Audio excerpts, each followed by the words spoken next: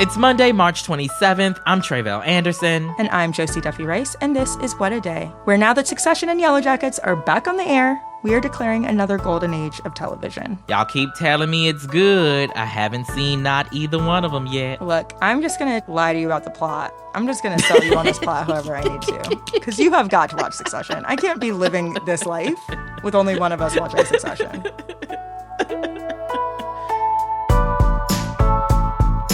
On today's show, the head of Israel's military was fired for speaking out against a plan to overhaul the country's judicial system. Plus, the latest installment of the John Wick saga annihilated its box office competition. But first, terrible storms continued across the Deep South on Sunday, 2 days after intense tornadoes blew across Mississippi and Alabama on Friday. Reports said that the tornadoes completely destroyed multiple rural towns, and at least 26 people are dead in one of the poorest areas of the country. Okay, so let's start with Friday's tornadoes. Tell us what happened there. Yeah, so there were multiple tornadoes on Friday, but the biggest one was in Mississippi and apparently tore through 90 miles of land and stayed on the ground for about an hour. That's kind of unheard of. It is a very rare occurrence. USA Today reported that, quote, houses were torn from foundations, trees were stripped of branches, cars were flipped like toys, entire blocks were wiped out. The mayor of Rolling Fork, Mississippi, a town about 60 miles outside of Jackson, told CNN, quote, my city is gone. Many of the places that were hardest hit were in largely poor and Black parts of the state as well. Now, you said that one was the big one. Tell us a little bit about some of the others that happened on Friday. Yeah, so in total, there were more than a dozen in that area on Friday alone. They were part of a supercell, which the Washington Post calls a, quote, rotating thunderstorm. And these tornadoes were especially fierce also. One of them lifted debris to above 30,000 feet, which seems wild to me. That's how high you are on a plane when they let you take your seatbelt off. Like, that is really, really high in the air, right? And it seems likely the worst tornado, the one that we talked about a few minutes ago, was a wedge tornado, which means it's wider than it is tall. AccuWeather says that, quote, some of the largest and most destructive tornadoes in history were wedge tornadoes. So a lot of destruction there. What about on Sunday? What happened then? Well, storms continued on Sunday and tornadoes continued to hit the South, including Alabama and here in Georgia. Several people were injured. Lots of damage was done to houses and neighborhoods.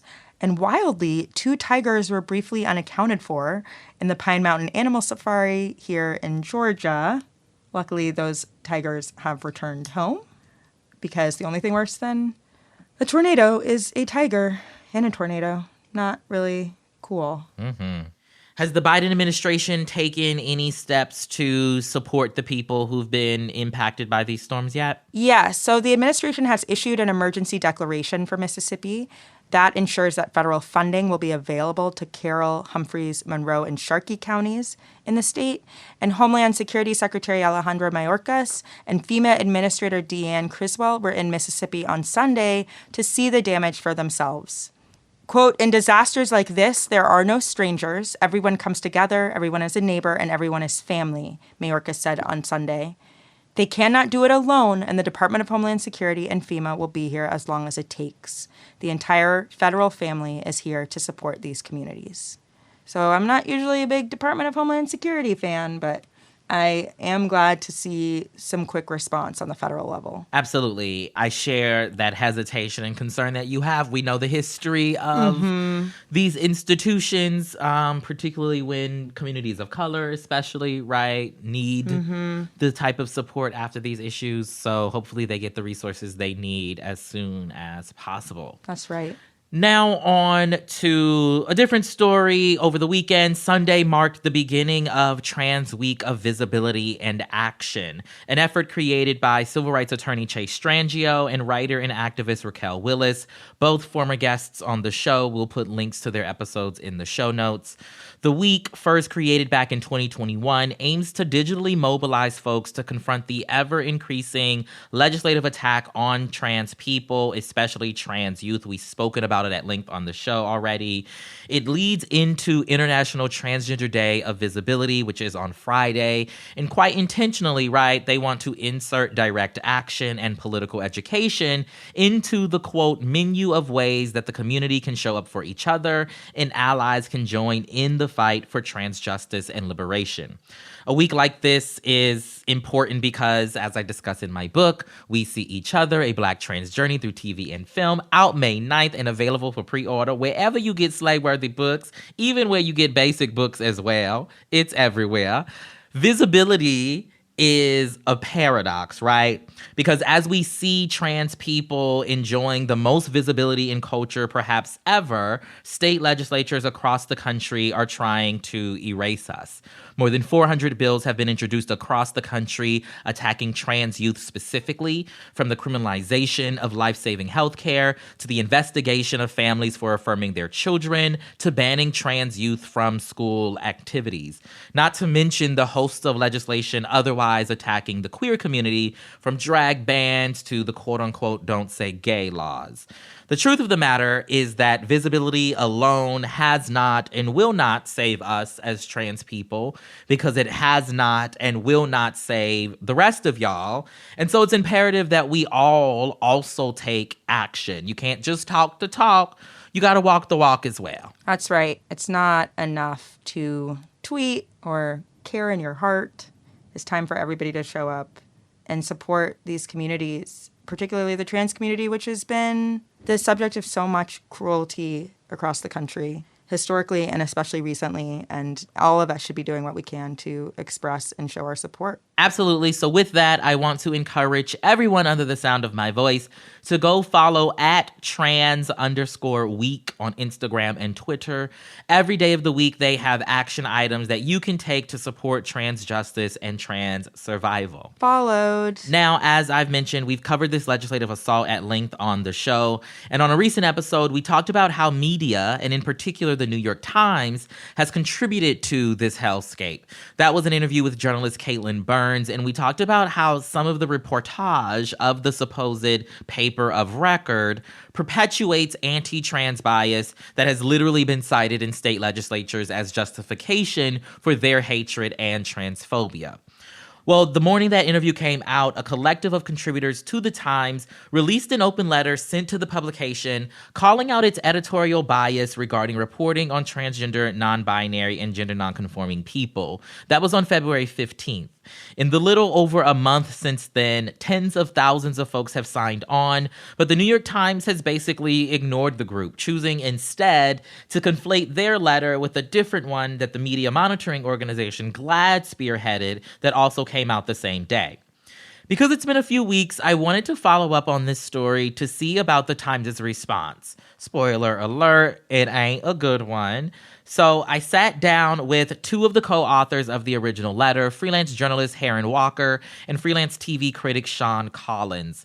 I started by asking Heron about how their group came to the decision of writing the open letter in the first place. When I would just write an individual op-ed critiquing, say, one article or a few recent articles by a single publication, I was essentially throwing something out there that was important to say and is important to name and call out, but that would then enter a sort of discursive space where bad faith journalists who disagreed with me would sort of take it, turn that into column fodder. And the whole point of what I was maybe trying to argue would kind of just get lost in the fray of like debating this abstract concept of transness, which is one of the many critiques we have of the New York Times' coverage of transness as it often exists, as an abstract concept, as something that doesn't affect real people or isn't embodied by real people.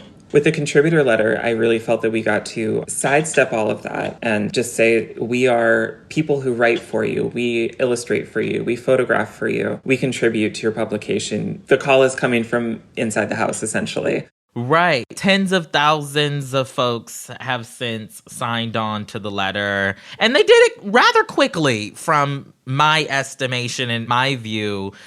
I wonder if y'all were expecting that type of response from the broader community of writers and readers of the Times. I mean, I went into this with a certain level of optimism. That said, I am also realistic. So I was fully ready for this to maybe be a splash in the bucket. You know, the Times to ignore it, nothing would happen. But what was really encouraging and heartening for me about it was how nobody else was ignoring it. I personally, as someone, like I said, who has been on an individual level writing on like a transmedia criticism beat for many years now, found it really, really, really encouraging to see so many people within my industry who are peers, people I didn't even know, people I respected, I'd read their work, I'd seen their work, agree with the same points. So I definitely also didn't expect over 34,000 signatures from non-contributors, from media workers, readers of the Times, subscribers. Yeah, if I recall correctly, I think I had some of the high-end estimates on the numbers we would get. Like I was thinking, I bet we could get all the way up to 10,000 signatures total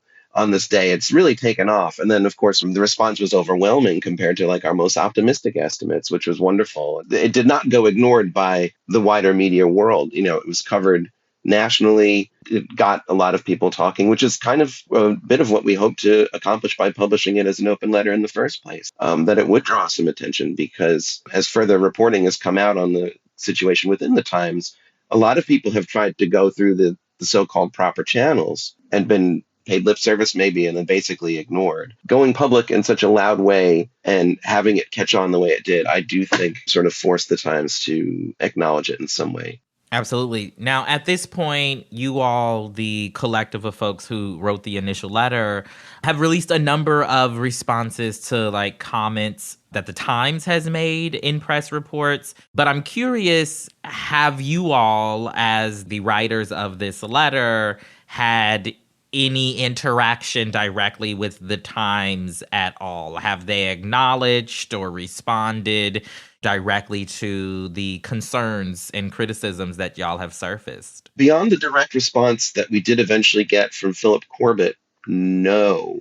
Well, it was substantive in the sense that he basically refuted or denied everything that we said. And in that sense, it wasn't surprising, because by the time we got his response, they released a public statement. People way, way, way high up on the masthead released an internal memo. By the time we did hear from him, the whole hierarchy of the paper and its like public external communications wing had already established what the party line was. And indeed, he just echoed what they had already told us, which was, we deny this and we think everything's fine and we don't deal with activists. Anything to add there, Heron? Using the label of activist or advocate to dismiss a journalist as opinionated, as not objective, as not neutral enough to be maybe paid attention to if you disagree with them. It was curious to us because all of us, including the about 1,200 other people who ended up signing the letter on the contributor side of things, the Times had deemed us all, objective, unbiased, worth listening to enough to contribute to their publication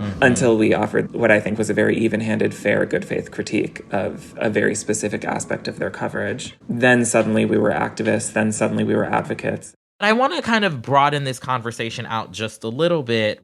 As journalists, what is it do we feel like publications like The Times and others, reporters elsewhere, should be doing in their coverage of trans issues? How do they go about being more responsible in their coverage of our issues, especially as we know, right, with all this shit happening on the legislative front, that these issues will continue to be covered? I'll come to you first, Heron. First and foremost, I'll be the millionth person to say this. They could start by hiring more trans people in meaningful, resourced capacities so that we're in their newsrooms at multiple levels, not even just the most expendable entry levels who get laid off in the annual layoff bloodbath at every institution in media, good industry. I mean, I would assume that it would be very difficult to treat trans people, non-binary people, gender nonconforming people as abstract concepts if you are literally faced with our embodied personhoods on a daily basis, having to engage with us as people in pitch meetings. So that's first and foremost. You would get a range of ideas from us that would actually exist outside of the narrow debates about transness. Should it exist? Trans people, how many should there be? Trans healthcare, should they have it? I guess I would add that, one of our chief complaints is the broader context in which this coverage is appearing, or in some cases not appearing. Like, for example, just in the past couple of weeks, state after state has either advanced or passed legislation targeting trans people, trans kids, trans adults. And in state after state, that's happened with no reporting on it from the Times. You would think that the big crisis is like, oh no, some kids getting prescribed puberty blockers, maybe, where there's an attempt being made to legislate trans people out of existence in many states in this country. That's the crisis. Report that. At least give your readers a sense of what the actual problem is. It's not just what they're writing, it's what they're not writing about. Yeah, like, for example, February 28th, Mississippi signed into law a ban on gender-affirming care for minors. The Times didn't report it.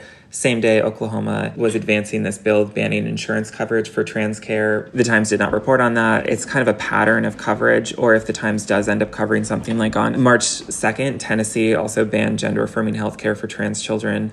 The Times only on the 6th, in an op-ed, mentioned the healthcare ban. And as the Times reported earlier this year in a story that was much broader in its scope about GOP lawmakers pushing anti-trans bills, there was a quote from Terry Schilling, the president of the American Principles Project, which is one of the organizations that, per the Times' own reporting in that story, is behind a lot of this legislation across the country. He literally said that his group's goal is the elimination of gender-affirming healthcare for everyone, not just trans kids.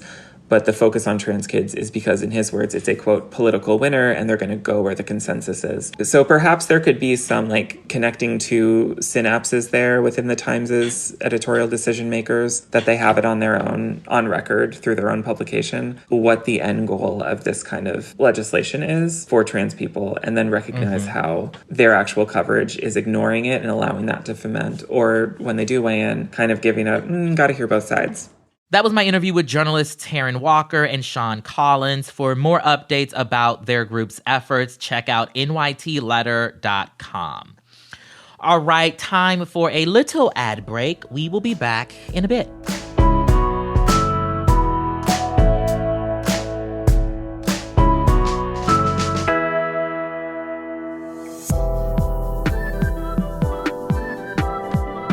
What Today is brought to you by Double Soul. If you're going through your wardrobe, doing some spring cleaning right about now, good, it's time. Lucky you. Do yourself a favor and throw out all your old, worn out socks. Yes, the ones with holes in them at the bottom. The ones that got the little dingy color because you think bleach is gonna clean them, but it's not. It's time to throw them out and make room for some new stylish socks from Double Soul. They're already being called Gen Z's favorite sock brand with bold colors like caterpillar green and hibiscus pink. And they offer gender-neutral sizing to ensure that everyone feels embraced and included when they shop, even if you have gigantic feet like me. Yes, plus Double Soul isn't just fashionable, it's sustainable. Their fabric is made from organic and recycled cotton. And every order comes in 100% recyclable packaging.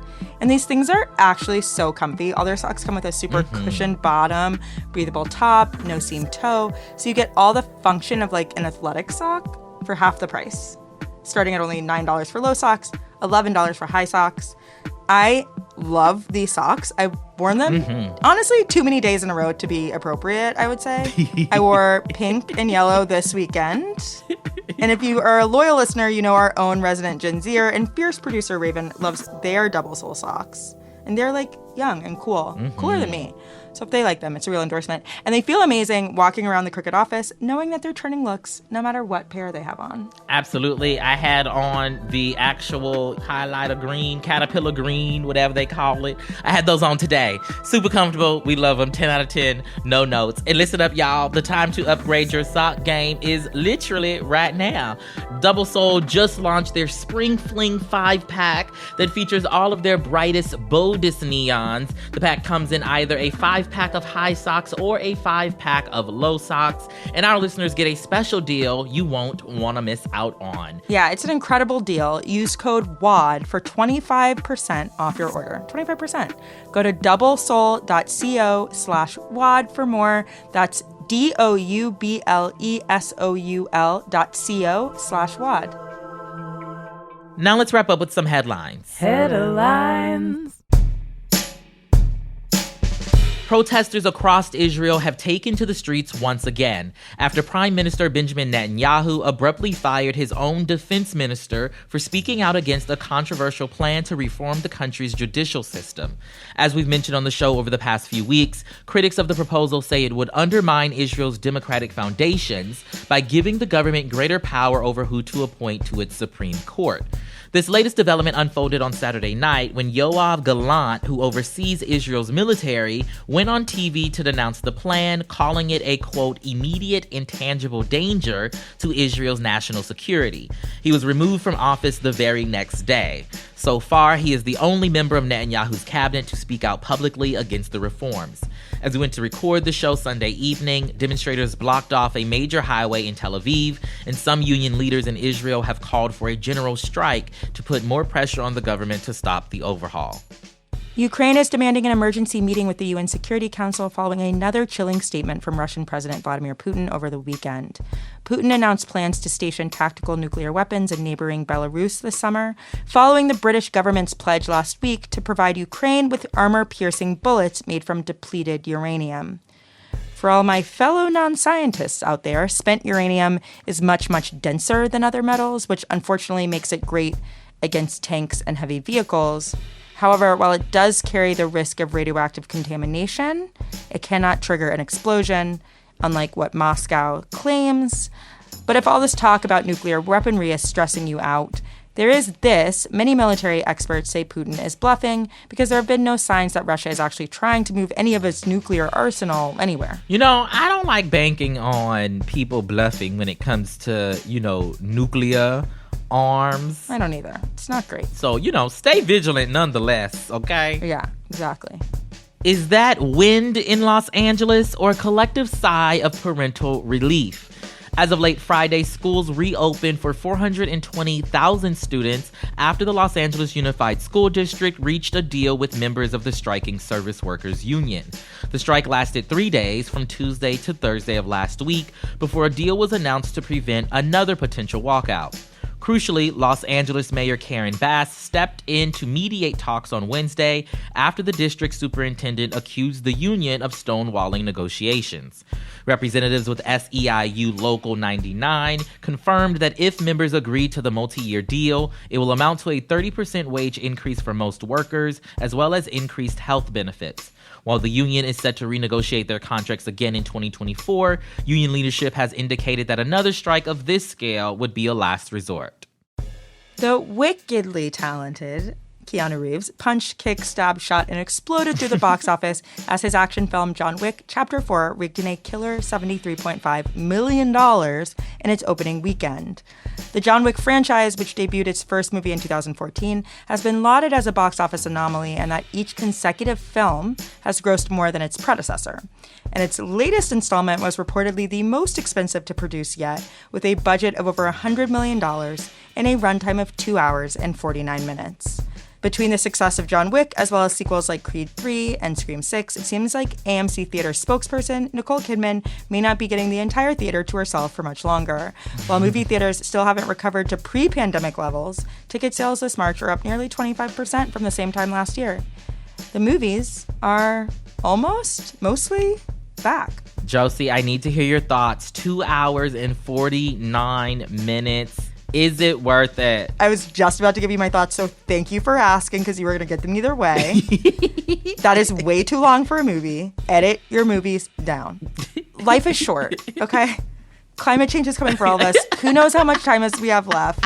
I cannot spend 2 hours and 49 minutes in the theater. That's crazy. I love it. And those are the headlines.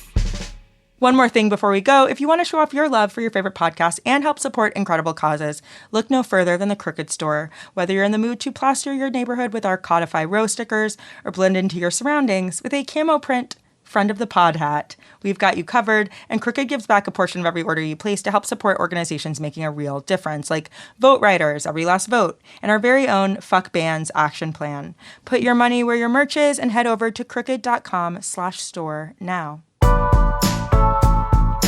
That is all for today. If you like the show, make sure you subscribe, leave a review, avenge your pet dog by any means necessary, and tell your friends to listen. And if you were into reading and not just the consensus on whether or not we're allowed to have a crush on Roman Roy like me, What a Day is also a nightly newsletter. Check it out and subscribe at crooked.com/subscribe. I'm Josie Duffy Rice. I'm Tre'vell Anderson. And every movie should be 90 minutes. What are we doing? Except those that shouldn't be. Oh. You know? Good point. I watched a kids movie tonight that was 2 hours. That's crazy. 2 hours is like half my child's life.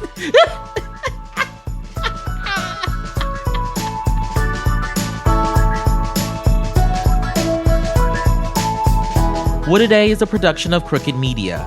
It's recorded and mixed by Bill Lance. Raven Yamamoto is our associate producer. Our head writer is Jossie Kaufman, and our executive producer is Lita Martinez. Our theme music is by Colin Gilliard and Kashaka.